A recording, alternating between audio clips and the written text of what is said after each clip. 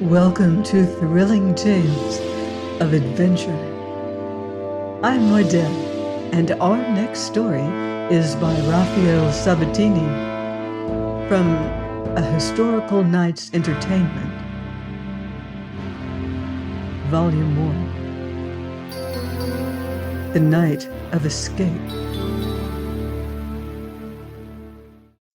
Patrician influence from without had procured Casanova's removal in August of that year 1756 from the loathsome cell he had occupied for 13 months in the Piombi, so called from the leaded roof immediately above those prisons, which are simply the garrets of the Doge's palace. That cell had been no better than a kennel, seldom reached by light of day, and so shallow that it was impossible for a man of his fine height to stand upright in it. But his present prison was comparatively spacious, and it was airy and well lighted by a barred window, whence he could see the Lido. Yet he was desperately chagrined at the change, for he had almost completed his arrangements to break out of his former cell. The only ray of hope in his present despair came from the fact that the implement to which he trusted was still in his possession, safely concealed in the upholstery of the armchair that had been moved with him into his present quarters. That implement he had fashioned for himself with infinite pains out of a door bolt some 20 inches long, which he had found discarded in a rubbish heap in a corner of the attic where he had been allowed to take his brief daily exercise. Using as a whetstone a small slab of black marble similarly acquired, he had shaped that bolt into a sharp octagonal pointed chisel, or spontoon. It remained in his possession, but he saw no chance of using it now, for the suspicions of Lorenzo the gaoler were aroused, and daily a couple of archers came to sound the floors and walls. True, they did not sound the ceiling, which was low and within reach, but it was obviously impossible to cut through the ceiling in such a manner as to leave the progress of the work unseen. Hence his despair of breaking out of a prison where he had spent over a year without trial or prospect of a trial, and where he seemed likely to spend the remainder of his days. He did not know precisely why he had been arrested. All that Giacomo Casanova knew was that he was accounted a disturber of the public peace. He was notoriously a libertine, a gamester, and heavily in debt. Also, and this was more serious, he was accused of practicing magic, as indeed he had done, as a means of exploiting to his own profit the credulity of simpletons of all degrees. He would have explained to the inquisitors of state of the most serene republic that the books of magic found by their apparitors in his possession, the Clavicula of Solomon, the Zikor Ben, and other kindred works, had been collected by him as a curious instances of human aberration. But the inquisitors of state would not have believed him, for the inquisitors were among those who took magic seriously. And anyhow, they had never asked him to explain, but had left him as if forgotten in that abominable verminous cell under the leads, until his patrician friend had obtained him the mercy of this transfer to better quarters. This Casanova was a man of iron nerve and iron constitution. Tall and well made, he was boldly handsome, with fine dark eyes and dark brown hair. In age he was barely 21, but he looked older, as well he might, for in his adventurer's way he had already gathered more experience of life than most men gain in half a century. The same influence that had obtained him his change of cell had also gained him latterly the privilege, and he esteemed it beyond all else, of procuring himself books. Desiring the works of the Maffei, he bade his gaoler purchase them out of the allowance made him by the inquisitors, in accordance with the Venetian custom. This allowance was graduated to the social status of each prisoner. But the books being costly, and any monthly surplus from his monthly expenditure being usually the gaoler's perquisite, Lorenzo was reluctant to indulge him. He mentioned that there was a prisoner above who was well equipped with books, and who no doubt would be glad to lend in exchange. Yielding to the suggestion, Casanova handed Lorenzo a copy of Pittau's Rationarium, and received next morning in exchange the first volume of Wolfe. Within he found a sheet bearing in 6 verses a paraphrase of Seneca's epigram, Calamitosus et animatus futuri anxious. Immediately he perceived he had stumbled upon a means of corresponding with one who might be disposed to assist him to break prison. In reply, being a scholarly rascal, he had been educated for the priesthood. He wrote 6 verses himself, having no pen. He cut the long nail of his little finger to a point, and splitting it, supplied the want. For ink he used the juice of mulberries. In addition to the verses, he wrote a list of the books in his possession, which he placed at the disposal of his fellow captive. He concealed the written sheet in the spine of that vellum-bound volume, and on the title page, in warning of this, he wrote the single Latin word, latet. Next morning he handed the book to Lorenzo, telling him that he had read it, and requesting the second volume. That second volume came on the next day, and in the spine of it a long letter, some sheets of paper, pens, and a pencil. The writer announced himself as one Marino Balbi, a patrician and a monk, who had been 4 years in that prison, where he had since been given a companion in misfortune, Count Andrea Asquino. Thus began a regular and very full correspondence between the prisoners, and soon Casanova, who had not lived on his wits for nothing, was able to form a shrewd estimate of Balbi's character.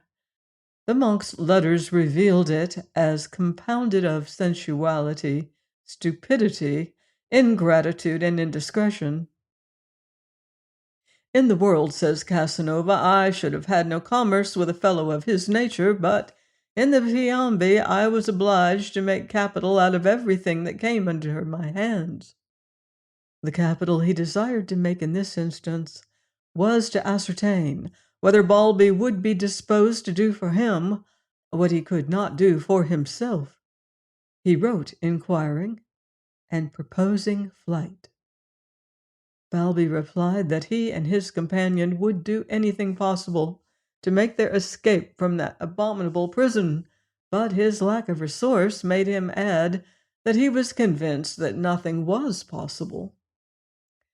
All that you have to do, wrote Casanova in answer, is to break through the ceiling of my cell and get me out of this, then trust to me to get you out of the Piombi. If you are disposed to make the attempt, I will supply you with the means and show you the way. It was a characteristically bold reply, revealing to us the utter gamester that he was in all things. He knew that Balbi's cell was situated immediately under the leads, and he hoped that once in it he should be able readily to find a way through the roof. That cell of Balbi's communicated with a narrow corridor, no more than a shaft for light and air, which was immediately above Casanova's prison. And no sooner had Balbi written consenting than Casanova explained what was to do. Balbi must break through the wall of his cell into the little corridor, and there cut a round hole in the floor, precisely as Casanova had done in his former cell, until nothing but a shell of ceiling remained, a shell that could be broken down by half a dozen blows when the moment to escape should have arrived.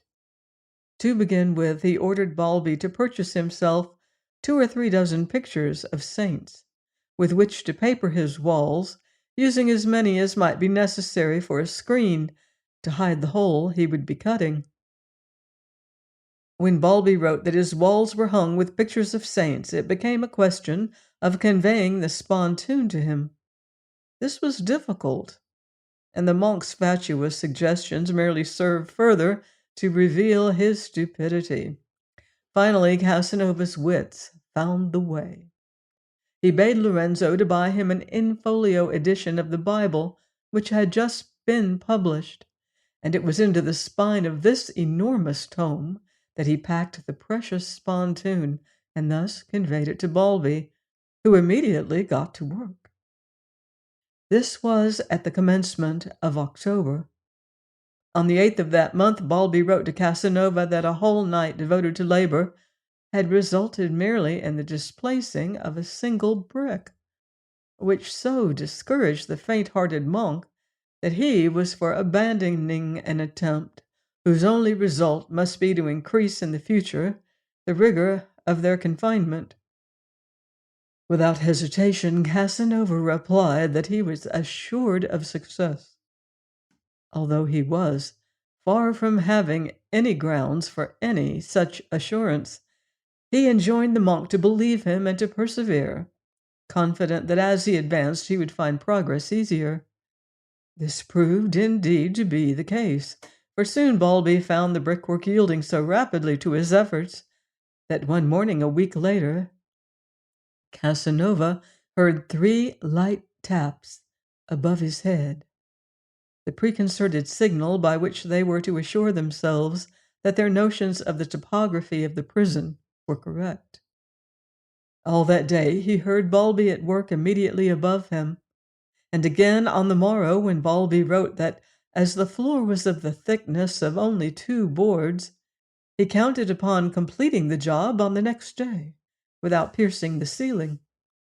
But it would seem as if fortune were intent upon making a mock of Casanova, luring him to heights of hope, merely to cast him down again into the depths of despair. Just as the eve of breaking out of his former cell, mischance had thwarted him, so now, when again he deemed himself upon the very threshold of liberty, came mischance again to thwart him. Early in the afternoon, the sound of bolts being drawn outside froze his very blood and checked his breathing. Yet he had the presence of mind to give the double knock that was the agreed alarm signal, whereupon Balbi instantly desisted from his labors overhead. Came Lorenzo with 2 archers, leading an ugly, lean little man of between 40 and 50 years of age, shabbily dressed and wearing a round black wig, whom the tribunal had ordered should share Casanova's prison for the present. With apologies for leaving such a scoundrel in Casanova's company, Lorenzo departed, and the newcomer went down upon his knees, drew forth a chaplet, and began to tell his beads. Casanova surveyed this intruder at once with disgust and despair. Presently his disgust was increased when the fellow, whose name was Scoradisi, frankly avowed himself a spy in the service of the Council of 10, a calling which he warmly defended from the contempt universally but unjustly accorded to himself, made it out to it. He had been imprisoned for having failed in his duty on one occasion, through succumbing to a bribe. Conceive Casanova's frame of mind, his uncertainty as to how long this monster, as he calls him, might be left in his company, his curbed impatience to regain his liberty, and his consciousness of the horrible risk of discovery which delay entailed. He wrote to Balbi that night while the spy slept, and for the present their operations were suspended. But not for very long. Soon Casanova's wits resolved how to turn to account the weakness which he discovered in Scoradisi. The spy was devout to the point of bigoted, credulous superstition. He spent long hours in prayer, and he talked freely of his special devotion to the Blessed Virgin and his ardent faith in miracles. Casanova, the arch humbug who had worked magic to delude the credulous, determined there and then to work a miracle for Soradici. Assuming an inspired air, he solemnly informed the spy one morning that it had been revealed to him in a dream that Soradici's devotion to the rosary was about to be rewarded, that an angel was to be sent from heaven to deliver him from prison, and that Casanova himself would accompany him in his flight. If Soradici doubted, conviction was soon to follow, for Casanova foretold the very hour at which the angel would come to break into the prison, and at that hour precisely, Casanova having warned Balbi, the noise made by the angel overhead flung Soradici into an ecstasy of terror. But when at the end of 4 hours the angel desisted from his labors, Soradici was beset by doubts. Casanova explained to him that since angels invariably put on the garb of human flesh, when descending to earth, they labor under human difficulties. He added the prophecy that the angel would return on the last day of the month, the eve of All Saints, 2 days later, and that he would then conduct them out of captivity. By this means Casanova ensured that no betrayal should be feared from the thoroughly duped Soradici, who now spent the time in praying, weeping, and talking of his sins and of the inexhaustibility of divine grace. To make doubly sure, Casanova added the most terrible oath that if, by a word to the gaoler, Soradici should presume to frustrate the divine intentions, he would immediately strangle him with his own hands. On October 31st, Lorenzo paid his usual daily visit early in the morning. After his departure, they waited some hours, Soradici in expectant terror, Casanova in sheer impatience to be at work.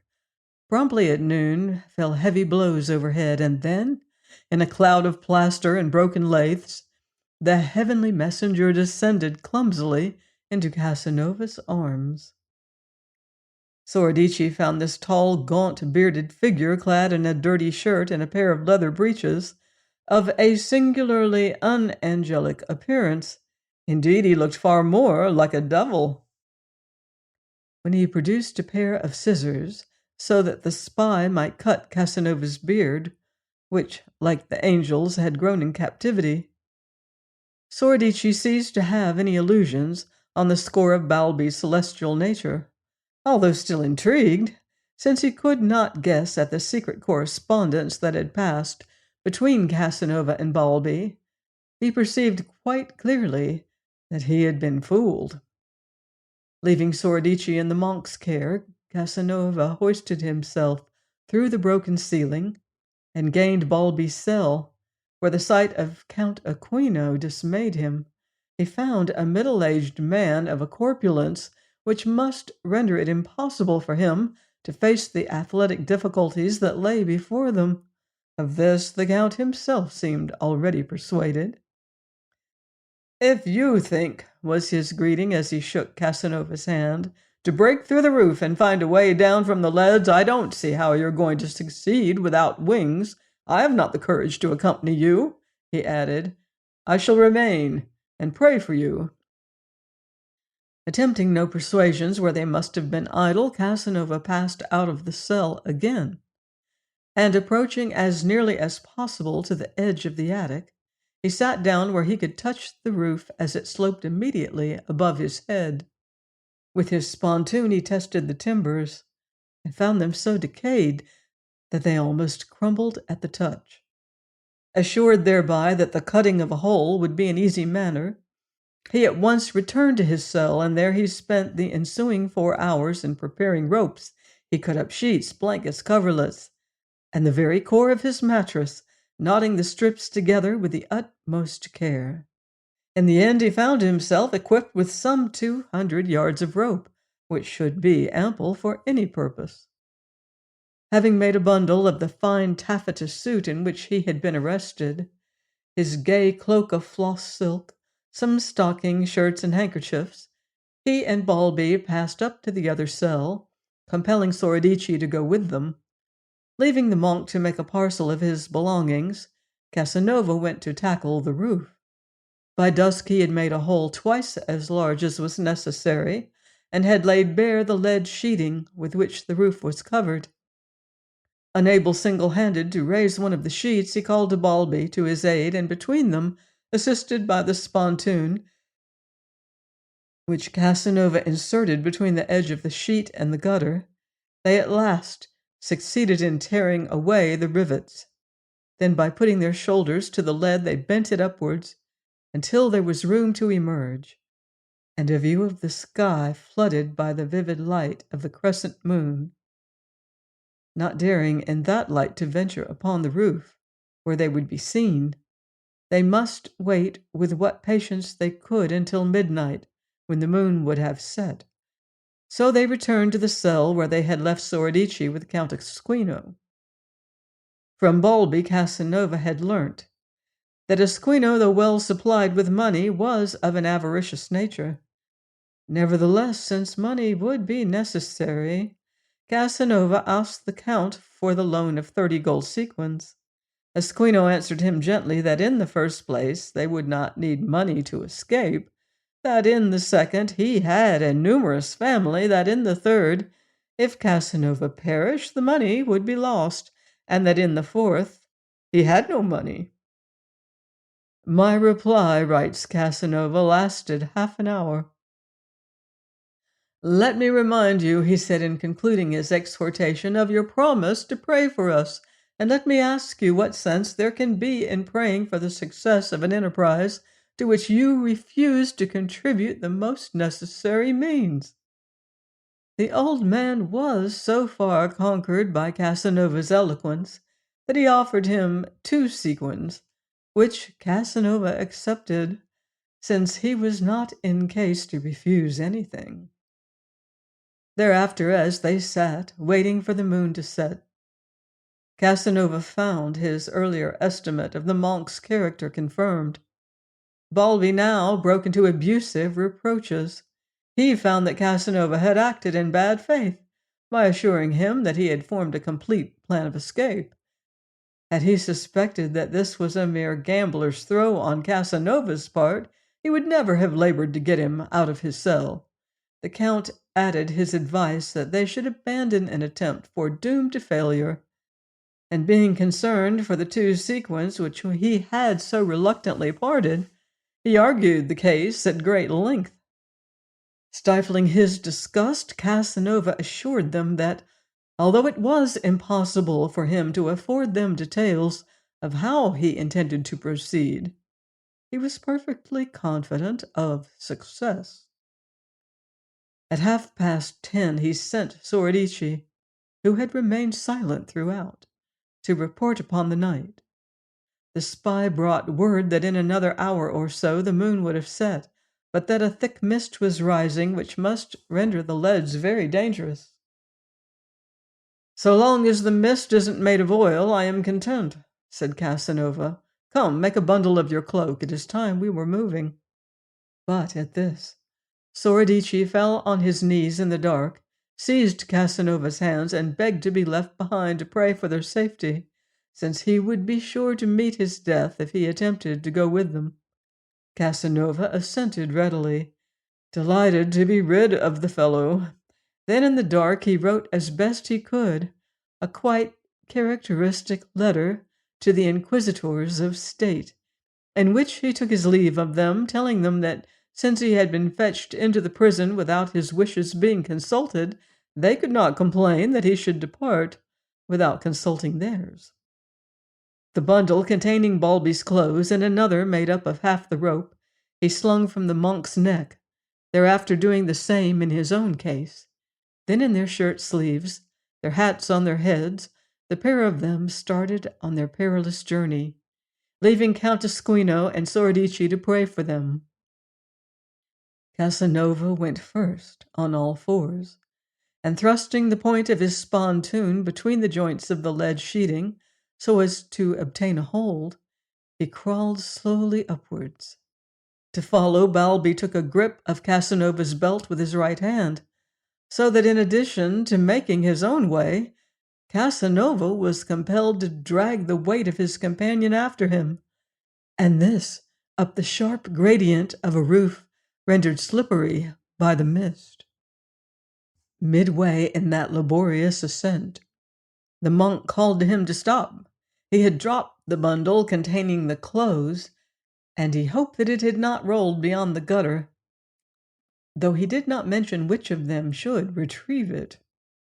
After the unreasonableness already endured from this man, Casanova's exasperation was such in a moment that he confesses he was tempted to kick him after this bundle.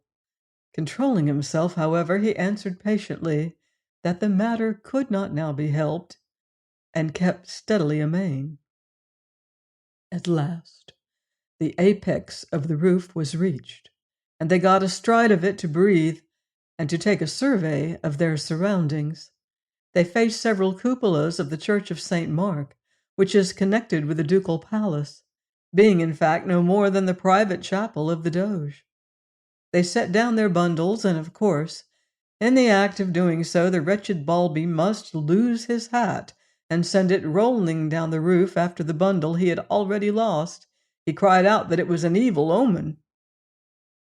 On the contrary, Casanova assured him patiently, it is a sign of divine protection, for if your bundle or your hat had happened to roll to the left instead of the right, it would have fallen into the courtyard, where it would be seen by the guards, who must conclude that someone is moving on the roof, and so, no doubt, would have discovered us. As it is, your hat has followed your bundle into the canal, where it can do no harm. Thereupon, bidding the monk to await his return, Casanova set off alone on a voyage of discovery, keeping for the present astride of the roof in his progress. He spent a full hour wandering along the vast roof, going to right and to left in his quest, but failing completely to make any helpful discovery, or to find anything to which he could attach a rope. In the end, it began to look as if, after all, he must choose between returning to prison and flinging himself from the roof into the canal. He was almost in despair when, in his wanderings, his attention was caught by a dormer window on the canal side, about 2/3 of the way down the slope of the roof. With infinite precaution, he lowered himself down the steep, slippery incline until he was astride of the little dormer roof. Leaning well forward, he discovered that a slender grating barred the lidded panes of the window itself, and for a moment this grating gave him pause. Midnight boomed just then from the Church of St. Mark, like a reminder that but 7 hours remained in which to conquer this and further difficulties that might confront him, and in which to win clear of that place, or else submit to a resumption of his imprisonment, under conditions, no doubt, 100-fold more rigorous. Lying flat on his stomach, and hanging far over so as to see what he was doing, he worked one point of his spontoon into the sash of the grating, and levering outwards, he strained until at last it came away completely in his hands. After that, it was an easy matter to shatter the little latticed window. Having accomplished so much, he turned, and using his spontoon as before, he crawled back to the summit of the roof, and made his way rapidly along this to the spot where he had left Balbi. The monk, reduced by now to a state of blending despair, terror, and rage, greeted Casanova in terms of the grossest abuse for having left him there so long. I was waiting only for daylight, he concluded, to return to prison. What did you think had become of me? Asked Casanova. I imagined that you had tumbled off the roof." "And is this abuse the expression of your joy at finding yourself mistaken? Where have you been all this time?" The monk counter-questioned sullenly. "Come with me, and you shall see." And taking up his bundle again, Casanova led his companion forward until they were in line with the dormer. There Casanova showed him what he had done and consulted him as to the means to be adopted to enter the attic. It would be too risky for them to allow themselves to drop from the sill, since the height of the window from the floor was unknown to them and might be considerable. It would be easy for one of them to lower the other by means of the rope, but it was not apparent how hereafter the other was to follow. Thus reasoned Casanova. "You'd better lower me, anyhow," said Balby without hesitation, for no doubt he was very tired of that slippery roof, on which a single false step might have sent him to his account. "Once I am inside, you can consider ways of following me." That cold-blooded expression of the fellow's egoism put Casanova in a rage for the second time since they had left their prison. But as before, he conquered it, and without uttering a word, he proceeded to unfasten the coil of rope. Making one end of it secure under Balby's arms, he bade the monk lie prone upon the roof, his feet pointing downwards, and then paying out the rope, he lowered him to the dormer. He then bade him get through the window as far as the level of his waist, and wait thus, hanging over and supporting himself upon the sill. When he had obeyed, Casanova followed, sliding carefully down the roof of the dormer. Planting himself firmly and taking the rope once more, he bade Balby to let himself go without fear, and so lowered him to the floor. A height from the window, as it proved, of some 50 feet. This extinguished all Casanova's hopes of being able to follow by allowing himself to drop from the sill. He was dismayed, but the monk, happy to find himself at last off that accursed roof and out of all danger of breaking his neck, called foolishly to Casanova to throw him the rope so that he might take care of it. "As may be imagined," says Casanova, "I was careful not to take this idiotic advice."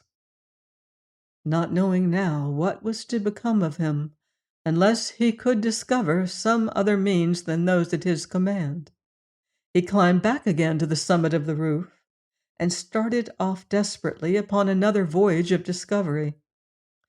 This time he succeeded better than before. He found about a cupola a terrace which he had not earlier noticed, and on this terrace a hod of plaster, a trowel, and a ladder some 70 feet long. He saw his difficulties solved. He passed an end of rope about one of the rungs, laid the ladder flat along the slope of the roof, and then, still astride of the apex, he worked his way back, dragging the ladder with him, until he was once more on a level with the dormer.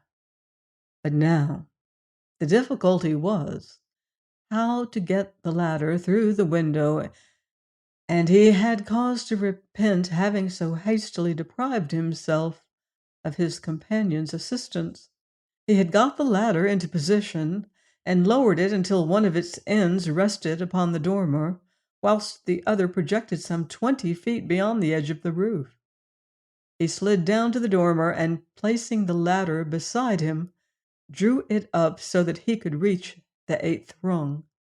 To this rung he made fast his rope, then lowered the ladder again until the upper end of it was in line with the window through which he sought to introduce it. But he found it impossible to do so beyond the 5th rung, for at this point the end of the ladder came into contact with the roof inside and could be pushed no farther until it was inclined downward. Now the only possible way to accomplish this was by raising the other end.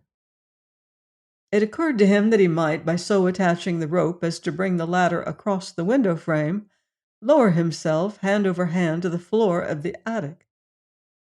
But in doing so, he must have left the ladder there to show their pursuers in the morning not merely the way they had gone, but for all he knew at this stage, the place where they might then be still in hiding. Having come so far at so much risk and labor, he was determined to leave nothing to chance. To accomplish his object, then, he made his way down to the very edge of the roof, sliding carefully on his stomach until his feet found support against the marble gutter, the ladder meanwhile remaining hooked by one of its rungs to the sill of the dormer.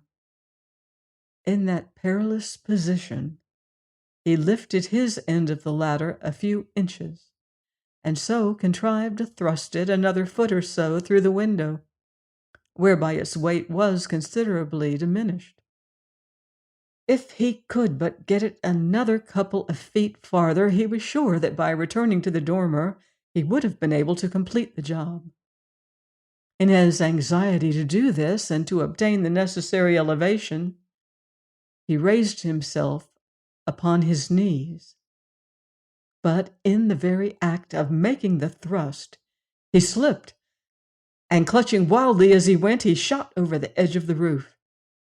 He found himself hanging there, suspended above that terrific abyss by his hands and his elbows, which he had convulsively hooked themselves onto the edge of the gutter, so that he had it on a level with his breast.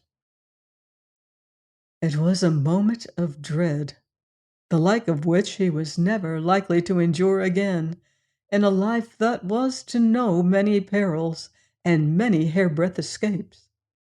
He could not write of it nearly half a century later without shuddering and growing sick with horror. A moment he hung there gasping, then almost mechanically, guided by the sheer instinct of self-preservation, he not merely attempted but actually succeeded in raising himself so as to bring his side against the gutter, then gradually raising himself until his waist was on a level with the edge, he threw the weight of his trunk forward upon the roof and slowly brought his right leg up until he had obtained with his knee a further grip of the gutter. The rest was easy, and you may conceive him as he lay there on the roof's edge, panting and shivering for a moment to regain his breath and nerve. Meanwhile, the ladder, driven forward by the thrust that had so nearly cost him his life, had penetrated another 3 feet through the window and hung there immovable. Recovered, he took up his spontoon, which he had placed in the gutter, and assisted by it, he climbed back to the dormer. Almost without further difficulty, he succeeded now in introducing the ladder until of its own weight it swung down into position. A moment later he had joined Bulby in the attic, and together they groped about in the dark until, finding presently a door, they passed into another chamber, where they discovered furniture by hurtling against it. Guided by a faint glimmer of light, Casanova made his way to one of the windows and opened it. He looked out upon a black abyss, and having no knowledge of the locality and no inclination to adventure himself into unknown regions, he immediately abandoned all idea of attempting to climb down. He closed the window again, and going back to the other room, he lay down on the floor with the bundle of ropes for a pillow to wait for dawn. And so exhausted was he, not only by the efforts of the past hours and the terrible experience in which they had culminated, but also because in the last 2 days he had scarcely eaten or slept, that straightway, and greatly to Bulby's indignation and disgust, he fell into a profound sleep. He was aroused 3.5 hours later by the clamors and shakings of the exasperated monk. Protesting that such a sleep at such a time was a thing inconceivable, Bulby informed him that it had just struck 5. It was still dark, but already there was a dim gray glimmer of dawn, by which objects could be faintly discerned. Searching, Casanova found another door, opposite that of the chamber which they had entered earlier. It was locked, but the lock was a poor one that yielded to half a dozen blows of the spontoon, and they passed into a little room, beyond which, by an open door, they came to a long gallery lined with pigeonholes stuffed with parchments, which they conceived to be the archives. At the end of this gallery they found a short flight of stairs, and below that yet another, which brought them to a glass door. Opening this, they entered a room which Casanova immediately identified as the ducal chancellery. Descent from one of its windows would have been easy, but they would have found themselves in the labyrinth of courts and alleys behind St. Mark's, which would not have suited them at all. On a table, Casanova found a stout bodkin with a long wooden handle, the implement used by the secretaries for piercing parchments that were to be joined by a cord bearing the leaden seals of the Republic. He opened a desk and, rummaging in it, found a letter addressed to the Proveditore of Corfu, advising a remittance of 3,000 sequins for the repair of the fortress. He rummaged further, seeking the 3,000 sequins, which he would have appropriated without the least scruple. Unfortunately, they were not there. Quitting the desk, he crossed to the door, not merely to find it locked, but to discover that it was not the kind of lock that would yield to blows. There was no way out but by battering away one of the panels, and to this he addressed himself without hesitation, assisted by Piombi, who had armed himself with the bodkin, but who trembled fearfully at the noise of Casanova's blows. There was danger in this, but the danger must be braved, for time was slipping away. In half an hour they had broken down all the panel it was possible to remove without the help of a saw. The opening they had made was at a height of 5 feet from the ground, and the splintered woodwork armed it with a fearful array of jagged teeth. They dragged a couple of stools to the door, and getting on to these, Casanova bade Piombi go first. The long, lean monk folded his arms and thrust his head and shoulders through the hole. Then Casanova lifted him first by the waist, then by the legs, and so helped him through into the room beyond. Casanova threw their bundles after him, and then placing a third stool on top of the other two, climbed onto it, and being almost on a level with the opening, was able to get through as far as his waist, when Piombi took him in his arms and proceeded to drag him out. But it was done at the cost of torn breeches and lacerated legs, and when he stood up in the room beyond, he was bleeding freely from the wounds which the jagged edges of the wood had dealt him. After that they went down 2 staircases and came out at last in the gallery leading to the great doors at the head of that magnificent flight of steps known as the Giant Staircase. But these doors, the main entrance of the palace, were locked, and at a glance Casanova saw that nothing short of a hatchet would serve to open them. There was no more to be done. With a resignation that seemed to Piombi entirely cynical, Casanova sat down on the floor. "My task is ended," he announced. "It is now for heaven or chance to do the rest. I don't know whether the palace cleaners will come here today, as it is All Saints, or tomorrow, which will be All Souls. Should anyone come, I shall run for it the moment the door is opened, and you had better follow me. If no one comes, I shall not move from here, and if I die of hunger, so much the worse." It was a speech that flung the monk into a passion. In burning terms he reviled Casanova, calling him a madman, a seducer, a deceiver, a liar. Casanova let him rave. It was just striking 6. Precisely an hour had elapsed since they had left the attic. Piombi, in his red flannel waistcoat and his puce-colored leather breeches, might have passed for a peasant. But Casanova, in torn garments that were soaked in blood, presented an appearance that was terrifying and suspicious. This he proceeded to repair. Tearing a handkerchief, he made shift to bandage his wounds. And then from his bundle he took his fine taffeta summer suit, which on a winter's day must render him ridiculous. He dressed his thick dark brown hair as best he could, drew on a pair of white stockings, and donned 3 lace shirts one over another. His fine cloak of floss silk he gave to Balby, who looked for all the world as if he had stolen it. Thus dressed, his fine lace hat, with point of Spain on his head, Casanova opened a window and looked out. At once he was seen by some idlers in the courtyard, who, amazed at his appearance there and conceiving that he must have been locked in by mistake on the previous day, went off at once to advise the porter. Meanwhile, Casanova, vexed at having shown himself where he had not expected to see anyone, and little guessing how excellently this was to serve his ends, left the window and went to sit beside the angry friar, who greeted him with fresh revilings. A sound of steps and a rattle of keys stemmed Balby's reproaches in full flow. The lock groaned. "Not a word," said Casanova to the monk, "but follow me." Holding his spontoon ready, but concealed under his coat, he stepped to the side of the door. It opened, and the porter, who had come alone and bareheaded, stared in stupefaction at the strange apparition of Casanova. Casanova took advantage of that paralyzing amazement.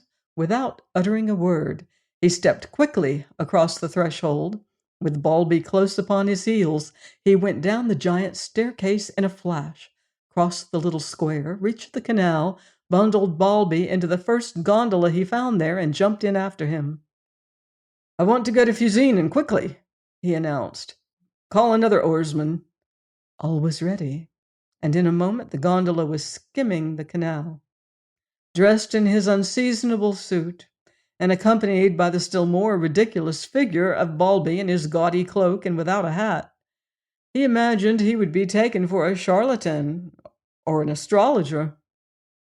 The gondola slipped past the custom house and took the canal of the Giudecca. Halfway down this, Casanova put his head out of the little cabin to address the gondolier in the poop. "Do you think we shall reach Mestre in an hour?" "Mestre?"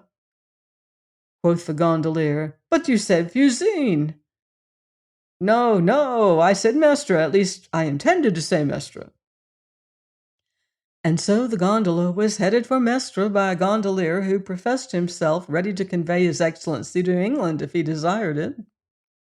The sun was rising, and the water assumed an opalescent hue. It was a delicious morning, Casanova tells us, and I suspect that never had any morning seemed to that audacious, amiable rascal as delicious as this, upon which he regained his liberty, which no man ever valued more highly. Please join me next time for another exciting story here on Thrilling Tales of Adventure.